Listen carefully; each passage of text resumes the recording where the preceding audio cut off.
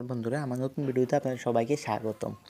আজকে আমি দেখাবো কিভাবে গম গাছের উপরে লেবু গাছ কলপ করে এমন সুস্বাদু লেবু খেতে পারেন। আর ভিডিওটা ভালো লাগলে সাবস্ক্রাইব করে দেবেন। এত কষ্ট করে ভিডিও বানাই, আপনারা যদি এত স্বার্থবান তো সাবস্ক্রাইব না করেন তাহলে ভিডিও বানাতে ভালো লাগেনি। আমি দেখাচ্ছি কীভাবে গম গাছের উপরে লেবু গাছ কলপ করবে। তাই প্রথমে একটা গমের চারা আমি আজকে আপনাদের কোনো প্যাকেটে দেখাইনি, আমরা নার্সারিতে জলটা নার্সারিতে যেতে পারছি না, তাই বাড়িতে দেখে দিচ্ছি এইভাবে।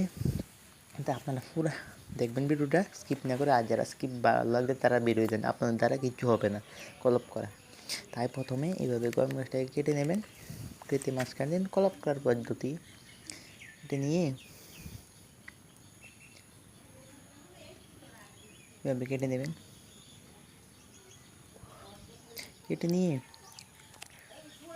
একটা আপনার যে গাছের লেবু খেতে ভালো লাগে এই গাছের একটা পাতা আনবেন। এবার পাতাতে সবটি পাতা কেটে এইভাবে লাগিয়ে নেবেন মাথাটা চোখা করে। এটা আমি দেখাতে ভুলে গেছি। লেগিয়ে বেঁধে দেবেন, বেঁধে 1 মাস রেখে দেবেন। 1 মাস না হলেও এই 25-26 দিন রেখে দেবেন।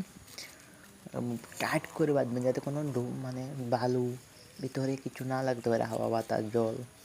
টাইট করে বেঁধে দেবেন। আমি আপনাদের একবারে গ্যারান্টি সহ বলছি, যদি আপনারা ঠিকমতো করতে পারেন তাহলে নিশ্চয়ই ফল পাবেন, নিশ্চয়ই গাছটা টিকবে। আর যদি না করতে পারেন তাতে আপনাদের ভুল হবে।